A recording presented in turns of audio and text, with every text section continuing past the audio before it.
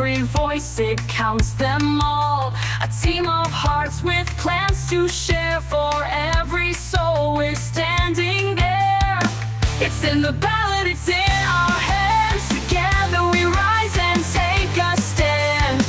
For every dream, for every need, community spirit is our creed. The vote is here to pave the way, working hard both night and day, delivering hope, delivering dreams. We are the ones who fuel the streams. Every corner, every street, we bring the change that makes us meet. Hand in hand we hold the flame. Together we'll make a lasting name. It's in the ballot, it's in our hands. Together we rise and take Laura, a welcome stand. to our first It's in the Ballot Community Board show. I am Nick Hollander, your host, and we have our three candidates with us. And with each election, there is just one thing standing in their way, and that is your vote.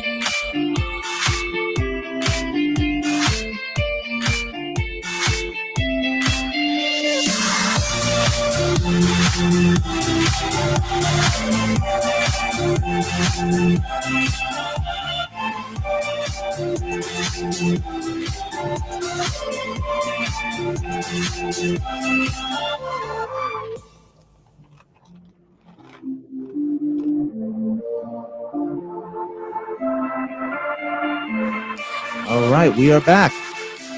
All right, I will introduce our candidates.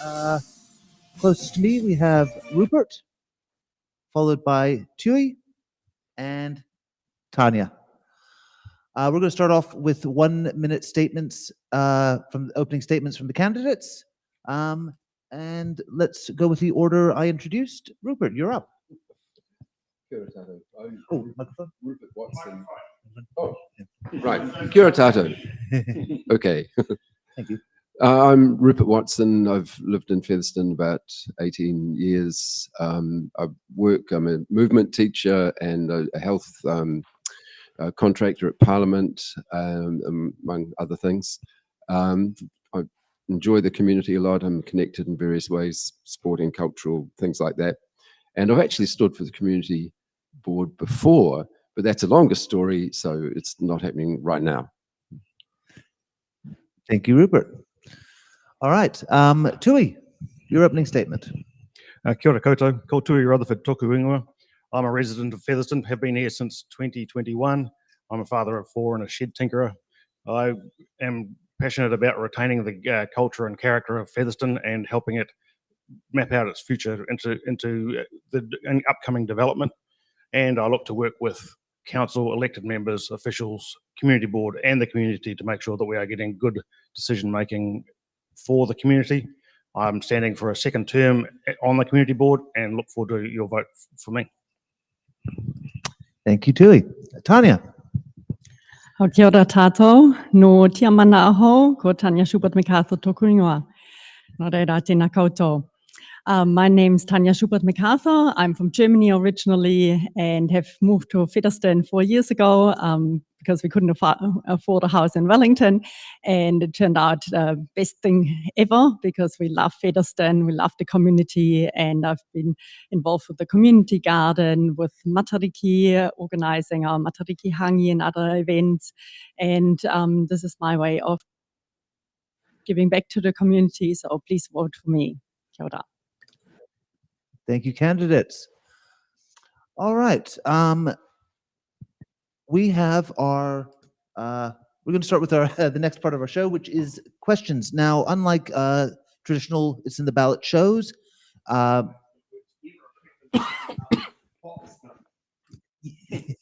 Yeah. So what we'll do is we'll take turns choosing, and then each candidate has a turn to answer the question. I have no random generation, so we're going to start the first question with Tui. What question? Do I just give a number or do we? Between 1 and 10. Yeah. Do you have 1 and 10 on the street? Yeah, but do 1 and 10. Let's go with the fourth question. Fourth, yep. Okay. How willing are you to work with local hapu and iwi at a community board level?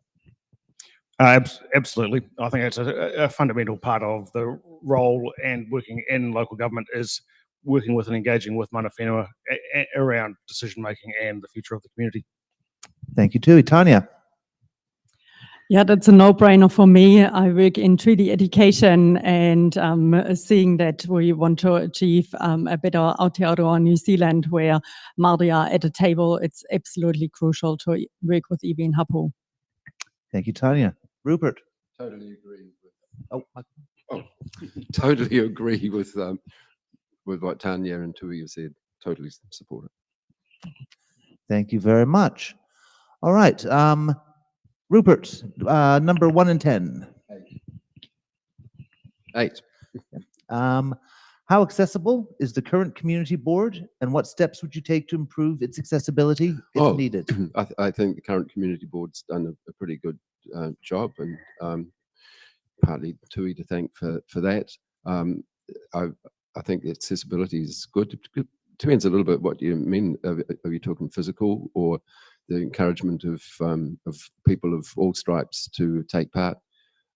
Maybe to improve, I don't know, is it possible to seek out members of the community who haven't contributed as much as you might think they might want to and, go directly, but I think they're doing a pretty good job. Thank you. Tanya?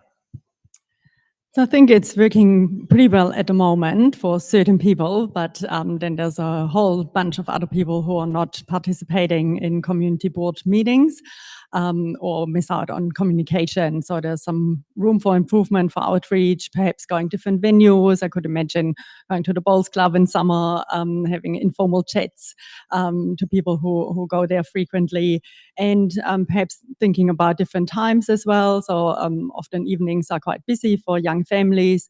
Could there be a daytime session instead every now and then? But most importantly, I'd work to create a safe environment where everyone feels heard. Thank you, Tanya. Tui? I think there's always a need for better engagement. You can never perfectly connect with everybody in the community. We have certainly worked in this term to find all the channels we could and engage where we could, but there's always improvement to be had around engaging with the various community groups, and particularly those who wouldn't otherwise have a voice. Thank you very much. All right, Tanya, your turn to choose number. I go for 5. 5.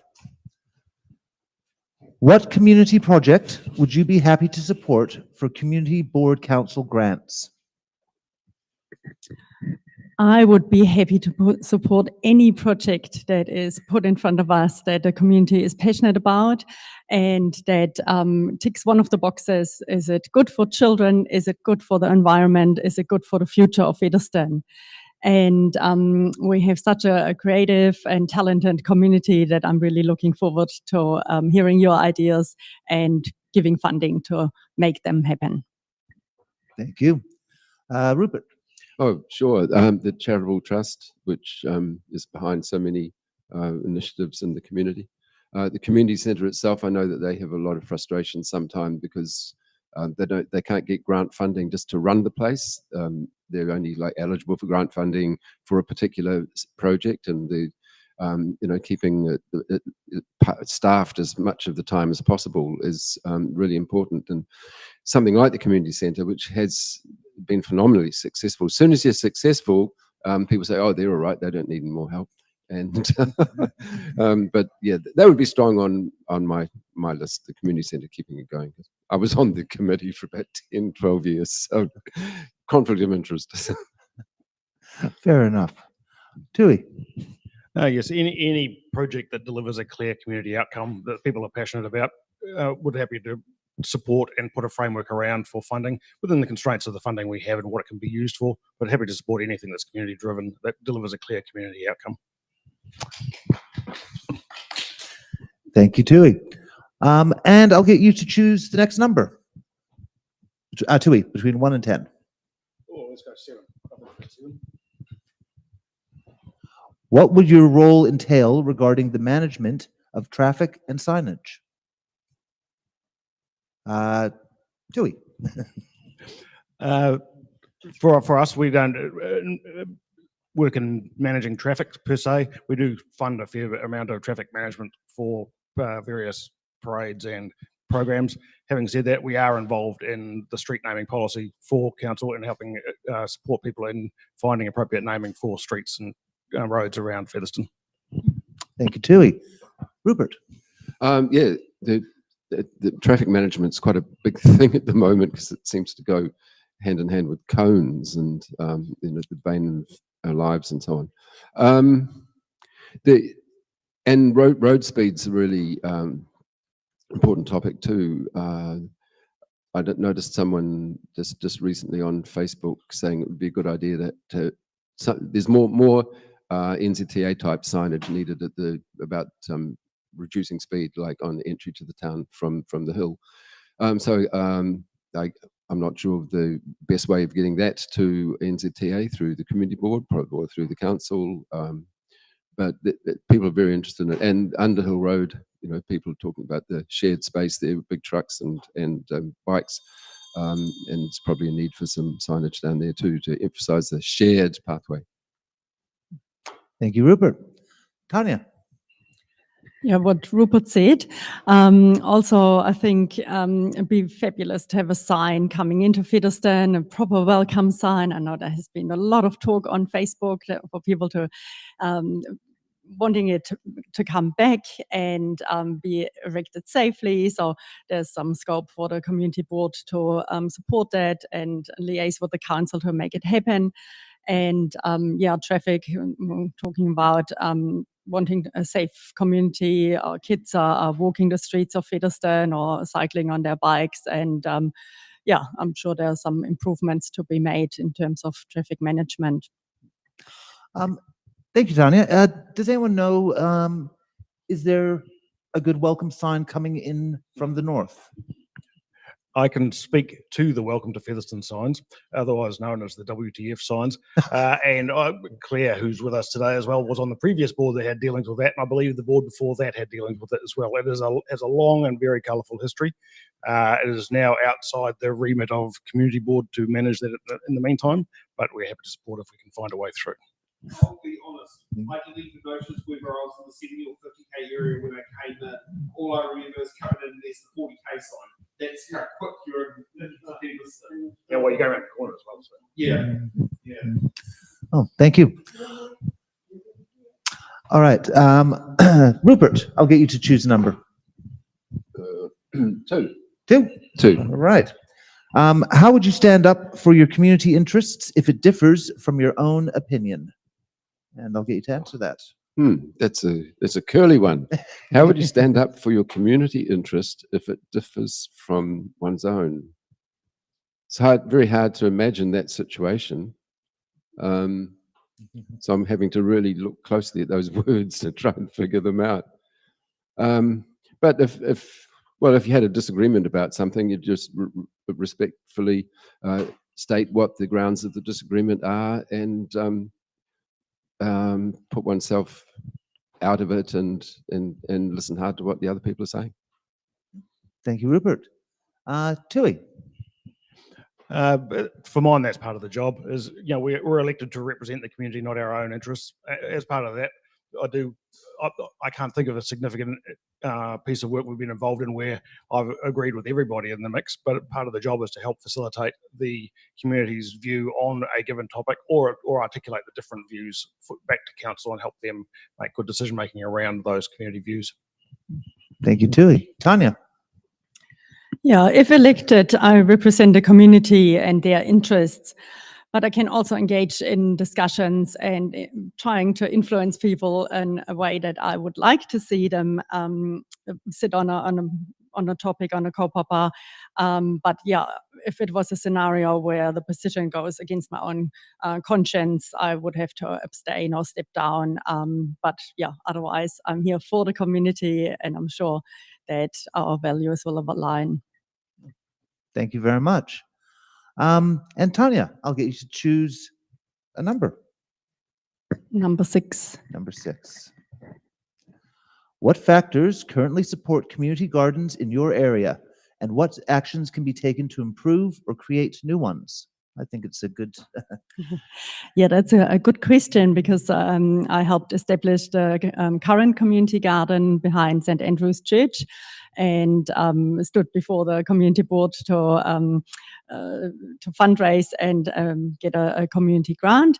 So that's one of my projects that I'm very passionate about, and I think it's just fabulous how people come together for Working Bee once a month, and crop swap as well, and how we can slowly build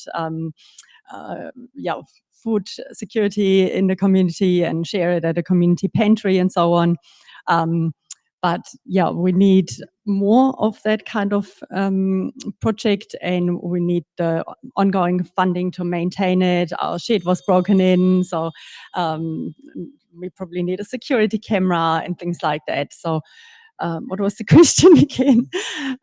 Yeah, I would say improve the one we've got, and then think about expanding and taking to the berms of Featherston. Thank you, Tanya. Tui.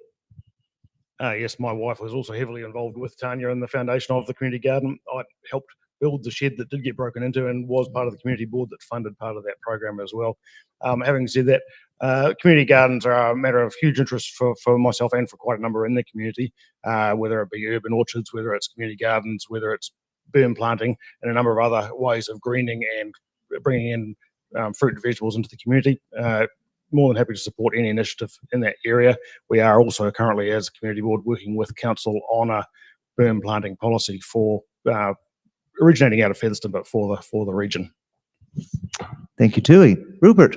Oh, I'm really interested to hear about the berm planting policy. That sounds really, really good, because I've wondered what to do with mine. The community gardens are amazing around here. I'm thinking of the one just at the foot of the hill where the track comes out down from One Tree Hill. It's amazing.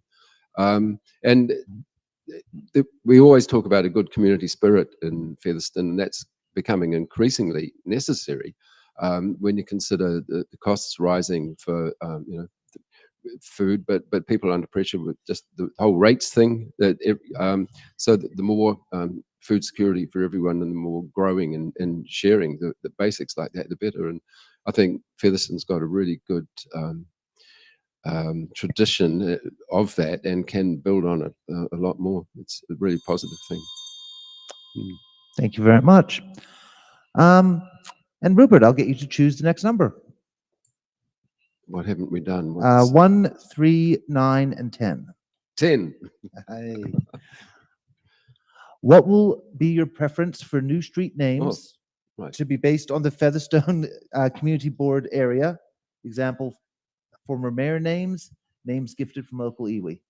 Oh, could be arranged, but it's interesting getting beyond First World War generals.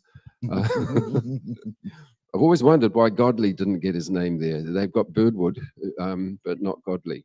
I think tradition says that he was horrible to his New Zealand soldiers in the First World War. Anyway, I think Tui's been talking about it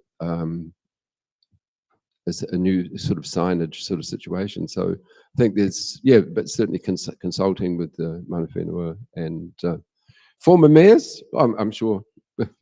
I'm sure at some point, but how far back you'd go, I'm not sure.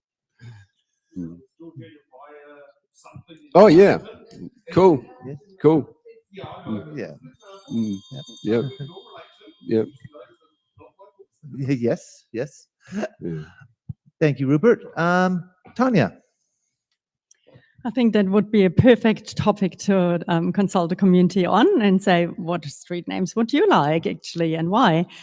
I'm currently reading the Waitangi Tribunal report, Wairarapa ki Tararua, and there's lots of place names that should be memorialized and street names in there. So local hapu and iwi should also be consulted.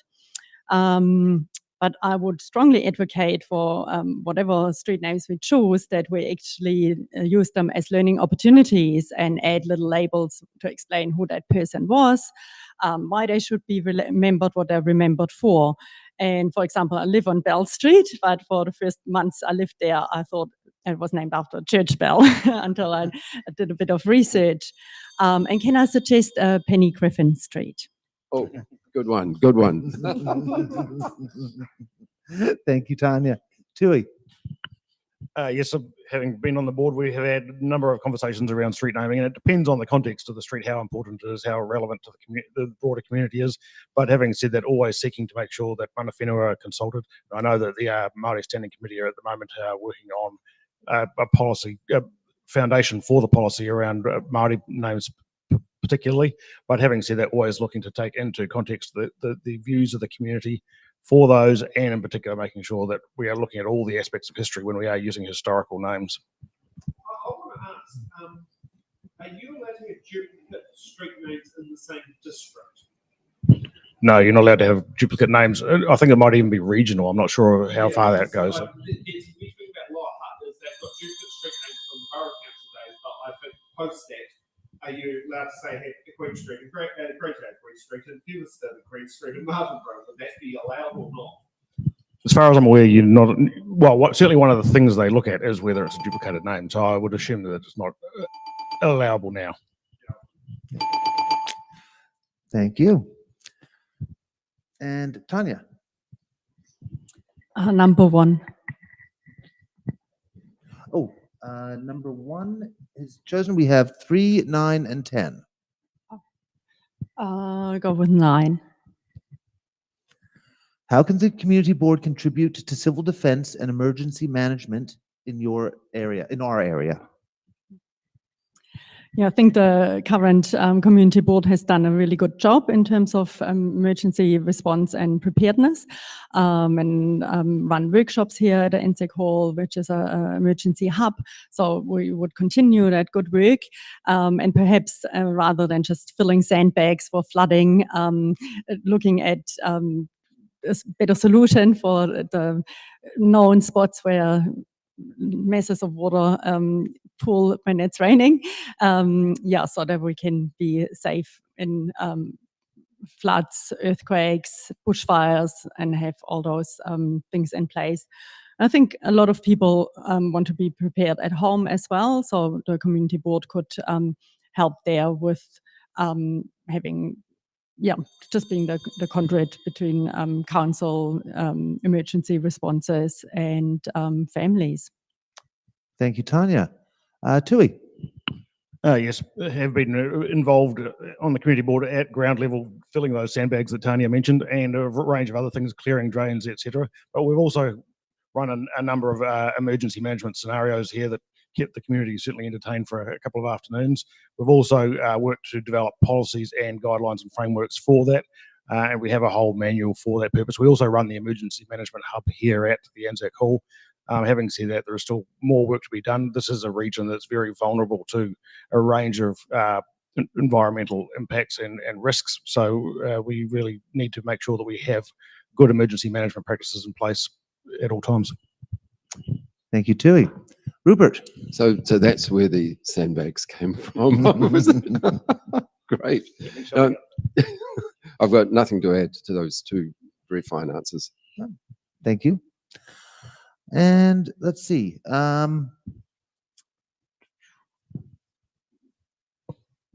Rupert, would you like to choose a number? Where are we now? 3, if it's not. Oh, sorry. What was that? Oh, you said 3 or 10 were the options. Oh, yeah. Yes. Sorry.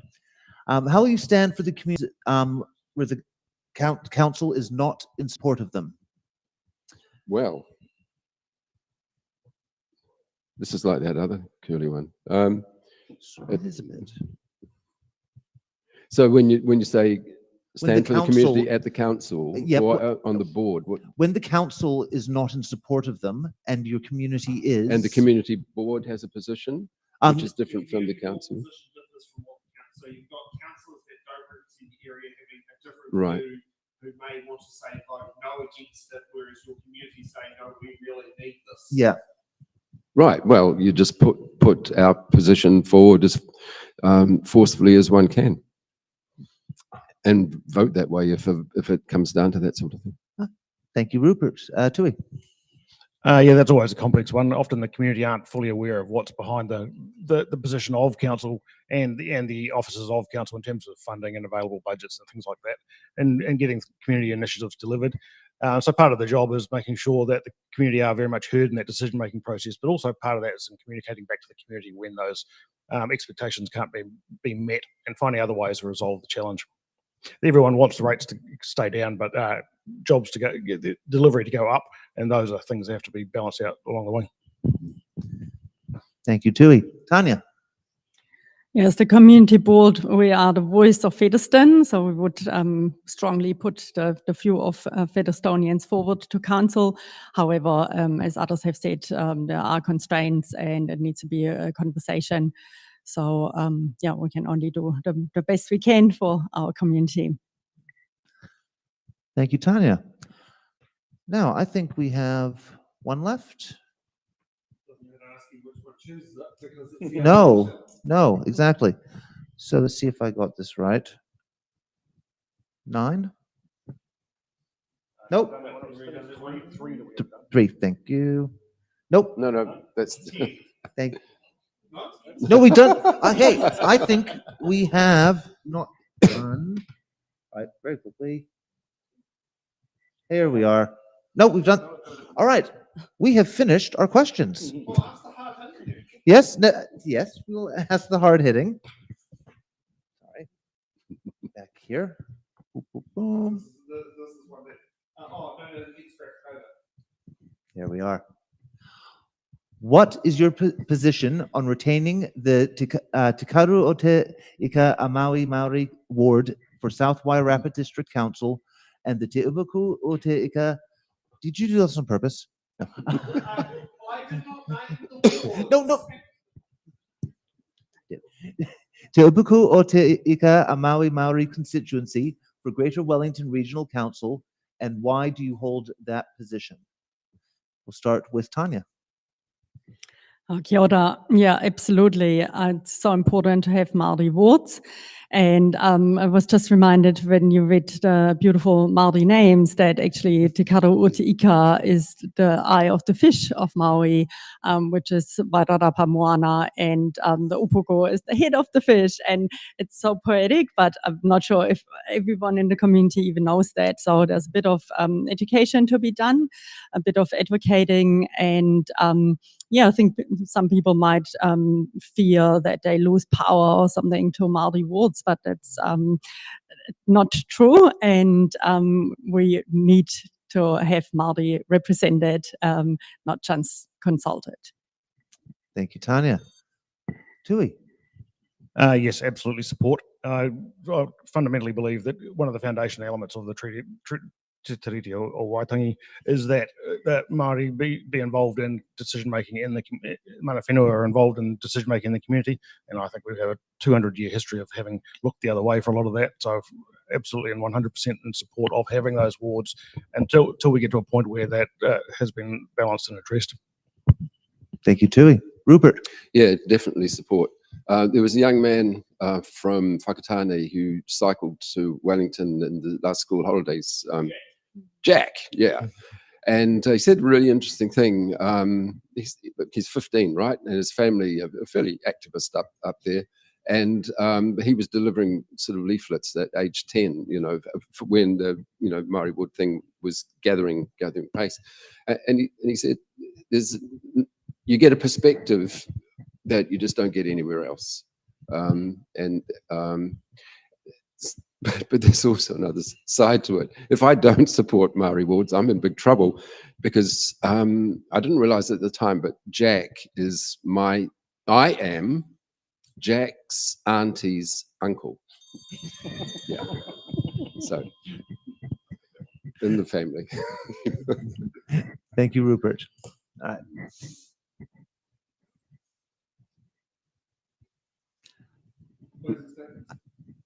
Yes, 1 second. We are now at that part of our show where the candidates give their 1 minute closing statements, and we will start with Tanya. Thank you very much for the opportunity to discuss those questions, and I'd be really excited, and yeah, I'm ready to be on the community board. I might be the youngest, but I think I'm also representing that fresh face of Featherston, and together with the other community board members, I'm hopeful that we'll be a very effective community board to get the best outcomes for Featherston. Thank you, Tanya. Tui. Thank you, everybody. I would be proud to represent the Featherston Community Board in the coming triennium, and have been very proud of our efforts so far. Look to represent the community in the best interests of the community for council, and building a long plan into the future, dealing with issues such as the environment, the future of the community, and the children growing up in it, and look to support that going forward, and would be very happy if you vote for me to stay on the community board. Thank you, Tui. Rupert. Yeah, and thanks to Sam and Nick for putting this all together. An amazing amount of work. Yeah, the community boards are really important as that conduit between the council and the local scene. There's some really good candidates this time around. Not as many as I'd like to see, but just with respect to Warren and Anne, who couldn't be part of this discussion, I think there's a great team to choose from. And I'm pretty sure I'm the oldest, but you know, I don't care. But thank you very much. Good on you. Thank you, Rupert. All right. That pretty much brings us to the end of our first community board Is in the Ballot show. But before we go, I will ask the same question that is asked of candidates from the It's in the Ballot show. If you found yourself at Newtown Market and needing a coffee from the coffee cart, which Sam happens to own and run, what would you order? Rupert. Flat white. Flat white? Can't go wrong there. Tui. Yes, I'm afraid it'll be a flat white, 1 sugar, thank you. Very nice. Tanya. Same for me, flat white, 1 sugar. Oh, I like feathers. I like Featherston. This is brilliant. Oh. Oh, we can still have a latte. Yes, thank you. I like Featherston. Can't go wrong here. All right. We are a non-profit organization. We are funded by small donations and whatever we have in our pockets. So anything you can donate would be much appreciated. We have a Give a Little page. There we are.